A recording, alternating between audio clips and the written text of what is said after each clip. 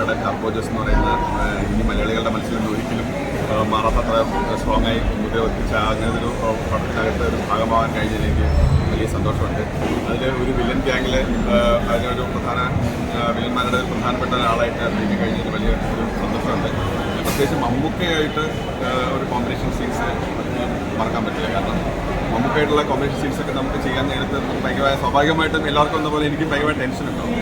മമ്മൂക്ക നമ്മുടെ മുമ്പിൽ വന്ന് നിൽക്കുന്ന സമയത്ത് നമുക്ക് ആ ടെൻഷൻ കംപ്ലീറ്റ്ലി പോകും. അതെനിക്ക് ഭയങ്കര അത്ഭുതമായിട്ടാണ് തോന്നുന്നത്. കാരണം നമുക്ക് നമ്മളെ ഏതൊക്കെയോ തരത്തിൽ നമ്മളെ കെയർ ചെയ്യുന്നുണ്ട്. നമുക്ക് നമ്മളോടൊന്നും പറയുന്നില്ല. നമ്മൾ സമാധാനിപ്പിക്കുകയോ തോളിൽ തട്ടുകയോ അങ്ങനെ ഒന്നും ചെയ്തിട്ടല്ല. അങ്ങനെ ഒന്നും ചെയ്യാതെ തന്നെ പുള്ളിക്ക് നമ്മളെ കെയർ ചെയ്യാനും നമ്മളെ സപ്പോർട്ട് ചെയ്യാനും ഒക്കെ പറ്റുന്നു എന്നുള്ളത് എനിക്ക് ഭയങ്കര ഒരു കാര്യമായിട്ട് തോന്നുന്നു. പിന്നെ വൈശാഖിനെ സംബന്ധിച്ച് വൈശാഖ് എന്ന് പറയുന്ന മലയാളത്തിലെ ഇത്രയും വലിയൊരു ആക്ഷൻ പടങ്ങൾ ചെയ്യുന്ന ഡയറക്ടറെ സംബന്ധിച്ചിടത്തോളം ഇങ്ങനത്തെ ഒരു സിനിമ ചെയ്യുന്നതൊക്കെ എന്നെപ്പോലൊരു ആർട്ടിസ്റ്റിനെ കൊണ്ട് ഇങ്ങനെ സാധനം ചെയ്യിക്കാനൊക്കെ വളരെ നിസ്സാരമായിട്ടായിരിക്കും എനിക്ക് തോന്നുന്നത്. അപ്പോൾ ഡയറക്ടർ വൈശാഖിൻ്റെ ഒരു എക്സ്പീരിയൻസ് ആണ് ശരിക്കും എനിക്ക് അത് ആ ക്യാരക്ടർ നന്നായിട്ട് ചെയ്യാൻ പറ്റിയത് എന്നുള്ളൊരു കാരണം വിശ്വസിക്കുന്നു.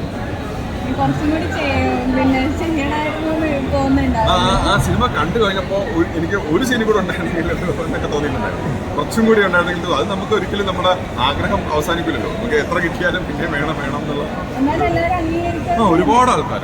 ഞാൻ ശരിക്കും ഒരു 2017 മുതൽ സ്ഥിരമായി സിനിമകളിൽ ചെറിയ ക്യാരക്ടേഴ്സ് ചെയ്യുന്നുണ്ട്. ഞാൻ മേരിക്കുട്ടി, ഭൂതകാലം, മേപ്പടിയാൻ, കാപ്പ, ഷെഫിക്കിന് സന്തോഷം, കുറേ സിനിമകൾ ചെയ്തു. എങ്കിലും ഇത്രയും അപ്രീസിയേഷൻ കിട്ടിയ ആദ്യത്തെ പടം എല്ലാവരും കണ്ടിട്ട് ഒരുപോലെ വിളിക്കുകയും ഫോൺ ചെയ്യുകയും ഒക്കെ മെസ്സേജ് ചെയ്യുകയും ചെയ്ത പടം ടർബോയാണ്.